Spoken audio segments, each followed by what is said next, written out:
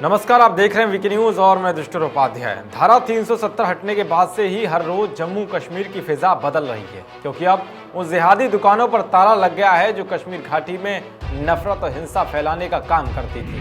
पाकिस्तान परखते अलगाववादी फिर से घाटी में नफरत के बीज बोने की कोशिश तो कर रहे हैं, लेकिन वहां की खुद जनता उनके मंसूबों को विफल कर रही है, जिसके बाद से ही हताश अलगाववादी छटपटाए हुए हैं, तिलमिलाए हुए हैं। इन सब बातों के बीच अब जम्मू कश्मीर से जुड़ी आपको एक ऐसी रिपोर्ट दिखाने जा रहे हैं जिसे देखकर आपको पता चल जाएगा कि धारा 370 पर मोदी सरकार की ओर से फैसला लेना कितना कारगर साबित हुआ है।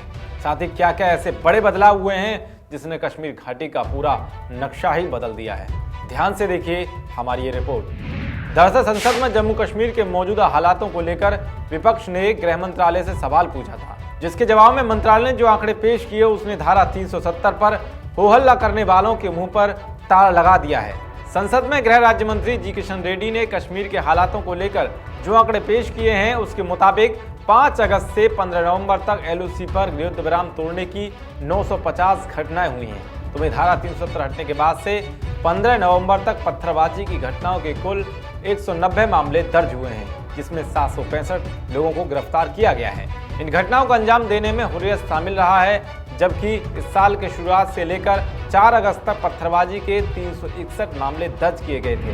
यानी कि धारा 370 हटने के बाद के 4 महीने में केवल 171 मामले ही दर्ज हुए, जो इस बात की ओर इशारा कर रहे हैं कि अब घाटी के हालात बहुत बदल चुके हैं। साथ ही गृह मंत्रालय ने बताया कि पत्थरबाजी रोकने के लिए कई उपाय किए गए हैं। इसके अलावा NIA ने आतंकी फंडिंग के मामले में 18 लोगों को गिरफ्तार किया है।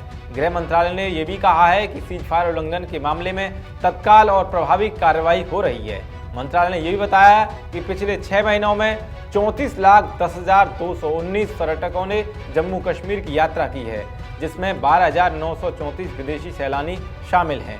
इस दौरान पर्यटन से 25.12 करोड़ रुपए की कमाई हुई है। साथ ही मंत्रालय ने यह भी बताया है कि धारा 370 हटने के शुरुआती दिनों में स्कूलों में छात्रों की उपस्थिति कम थी, जो धीरे धीरे बढ़ी और इस समय चल रही परीक्षाओं के दौरान छात्रों की वर्तमान उपस्थिति 99.7% है।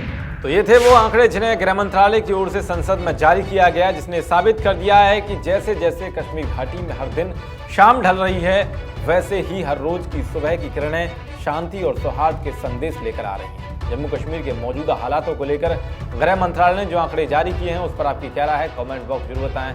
देश और दुनिया की तमाम खबर को पाने के लिए देखते रहिए वीके न्यूज। शुक्रिया।